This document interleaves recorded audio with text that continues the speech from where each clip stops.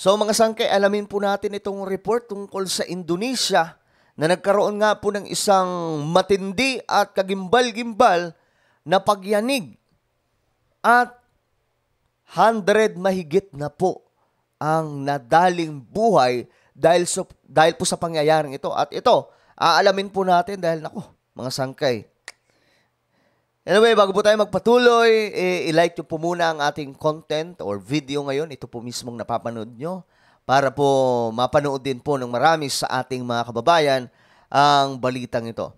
So ito na, kung na-like mo na, umpisahan na po natin ito. Tara!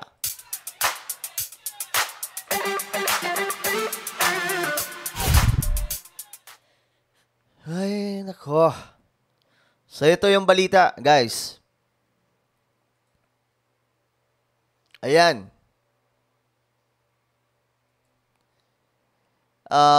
Umabot na po sa 162 ang kumpirmado na talagang wala na. Nadali po sa pagyanig. Pero may mga pa rin. May mga hinahanap pa rin pong iba na hopefully nakasurvive. Mga sangkayan po, hunt for yung mga nalibing. Dahil nga daw po sa pagyanig na ito. Ayan. Ang mga rescuers daw po ay naghagilap noong Martes sa mga survivors na nalibing mga sangkay.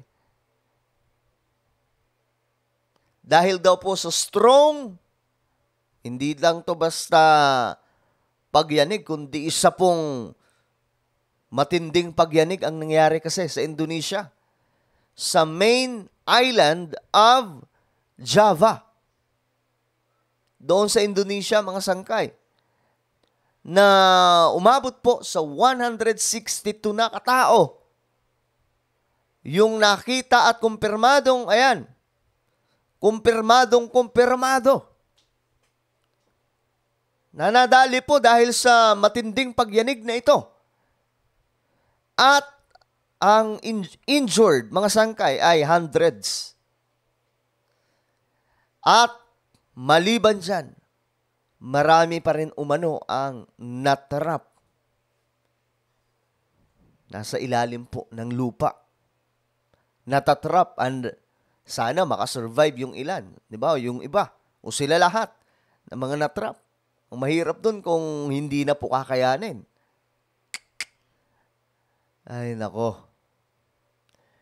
The epicenter of the shallow 5.6 magnitude na pagyanig nitong Lunes was near the town, Cianjur, in Indonesia's most populous province, West Java. Where most of the victims, karamihan daw po sa nabiktima, mga sangkay, talagang nadali ang kanilang buhay ay nasa loob po ng building na,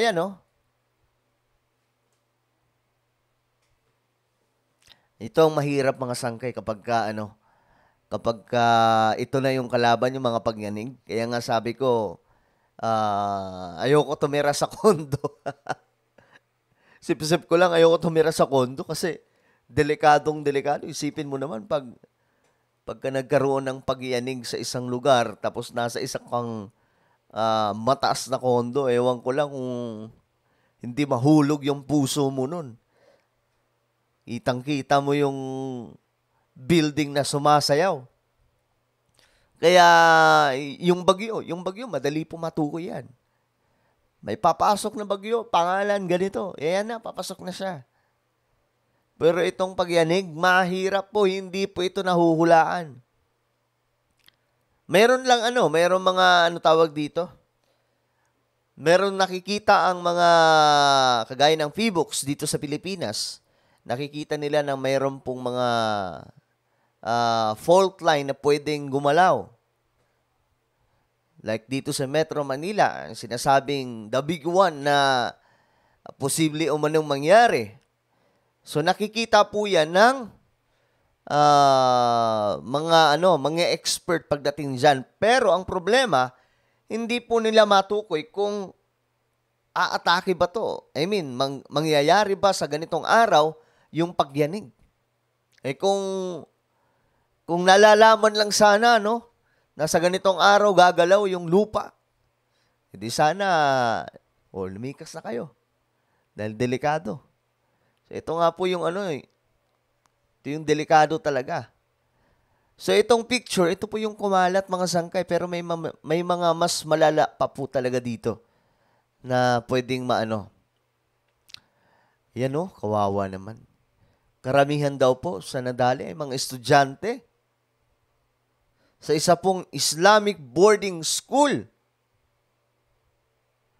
At yung iba daw po, mula po sa kanilang mga kabahayan. Okay. Ayan ako. Kawawa naman, no? Kaya importante na alam po natin kung anong gagawin natin kapag nangyari po yung ganitong klaseng katakot-takot na sitwasyon. Dito pa naman dito sa Pilipinas, mga sangkay, halos mga probinsya po yung niyayanig. Dito sa Metro Manila, na sinasabing may the big one, hindi po. At sobrang pasalamat talaga tayo kay Lord kasi nga po, hindi po nangyayari kasi nakita na po ito ng mga ng mga eksperto pagdating po sa pagyanig. Nakita po nila na mayroon po talagang matinding hinog na daw po yung fault line dito sa Metro Manila, sa Luzon.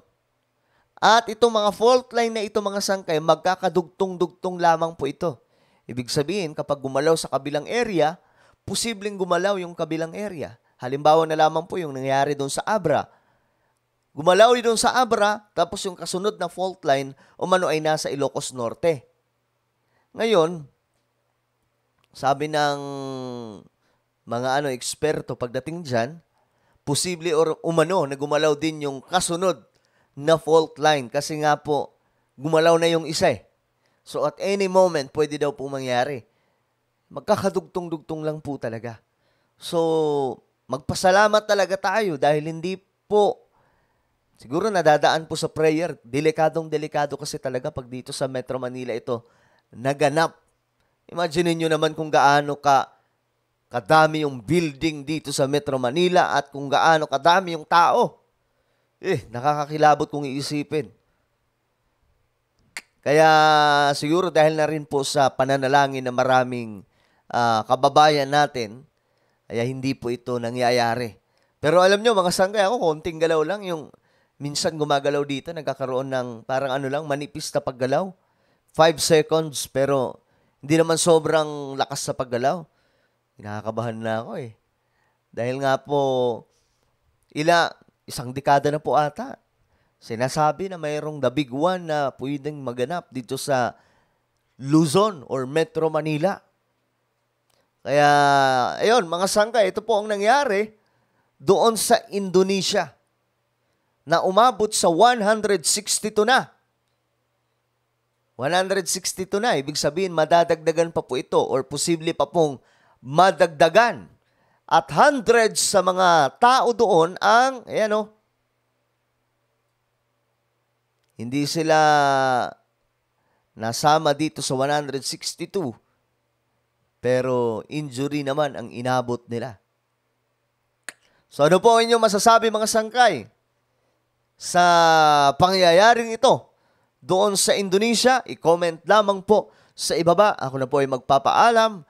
This is me once again, Sangkay Janjan, at palagi niyo pong tatandaan that Jesus loves you. God bless everyone.